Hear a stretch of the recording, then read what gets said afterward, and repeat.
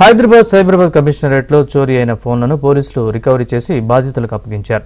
ఇందులో దాదాపు 3,20,00,000 విలువైన 1,061 సెల్ ఫోన్లను రికవరీ చేసినట్లు సైబరాబాద్ క్రైమ్స్ డీసీపీ ముత్యం రెడ్డి తెలిపారు. కొందరి ఫోన్లు ఏడాది తర్వాత దొరక్క మరికొన్ని 15 రోజుల్లోనే రికవరీ చేశామన్నారు. పోగొట్టుకున్న ఫోన్లు తిరిగి పొందిన బాధితులు ఆనందం వ్యక్తం చేశారు. పోలీసులకు కృతజ్ఞతలు తెలిపారు.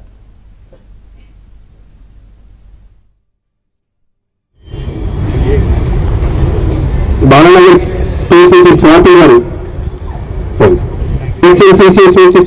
రెడీగా ఉండండి.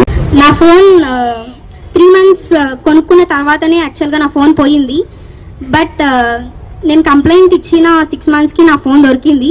And I'm so grateful. Police వాళ్ళందరూ కూడా నాకు చాలా హెల్ప్ చేశారు. ఫోన్ రికవరీ అయింది, మీరు వచ్చి తీసుకెళ్ళండి అని చెప్పేసి అనడం జరిగింది. నాకెంతో సంతోషం జరిగింది.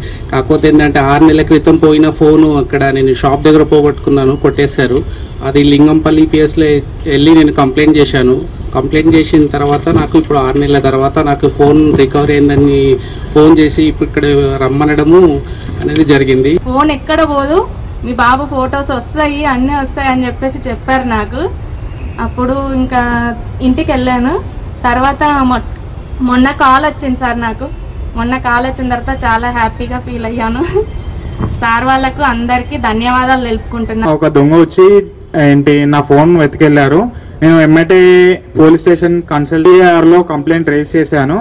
రేజ్ చేశాక వాళ్ళు చాలా బాగా అప్రోచ్ అయ్యారు. నా కంప్లైంట్ తీసుకున్న మొన్న నాకు సార్స్ కాల్ చేశారు. కాల్ చేసి మీ మొబైల్ దొరికింది, మీరు వచ్చి కన్సల్ట్ అయ్యి తీసుకెళ్ళండి అని చెప్పారు. ఫోన్లు ఎవరైతే రిసీవ్ చేసుకుంటున్నారో వాళ్ళందరూ కూడా కంగ్రాచులేషన్స్, మీ ఫోన్లు మీకు దొరికినందుకు.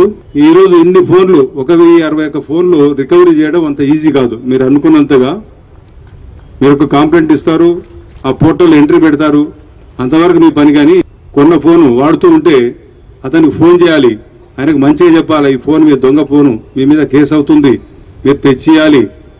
ఒకరు కోఆపరేట్ చేయకపోతే 10 సార్లు ఫోన్ చేయాల్సి వస్తుంది. అట్లా ఆ ఫోన్లో రికవర్ చేయడానికి చాలా టైం పడుతుంది. ఇప్పుడు చెప్పినటువంటి కొంచెం జాగ్రత్తలు పాటించండి. మీ ఫ్రెండ్స్, మీ బంధువులు వాళ్ళకు కూడా ఏదైనా ఉంటే చెప్పండి. ఎవరి వస్తువు వాళ్ళు జాగ్రత్త చేసుకోవడం మంచిది.